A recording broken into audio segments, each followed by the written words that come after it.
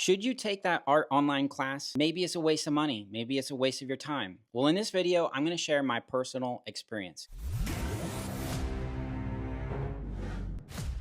A few months ago, I took Mita Danny's large watercolor online workshop. It was intimidating. She said we are going to be using large brushes, masking fluid, which I had never used before. I knew I was going to be using skills I didn't have. And a large piece of paper is 30 inches by 22 inches. That's intimidating, especially with watercolor. I was very hesitant, but I signed up and completed the watercolor workshop. It's the hummingbird you see right behind me. After I finished it, I ended up making prints of it and selling my prints. Then I put it in the county fair and I got this call saying I had won not only first place, but I got best of show and I got the People's Choice Award. Now, I'm not saying that if you take an online art workshop, you're going to get all these awards. I am saying it is totally worth it because of all the skills you are going to gain. Plus, you're going to gain a ton of confidence. I no longer look at large pieces of paper like they're scary. I'm excited to do another painting that's large. Shout out to Mita Danny. Thank you so much for making me an award-winning artist and helping me to have confidence in my watercolor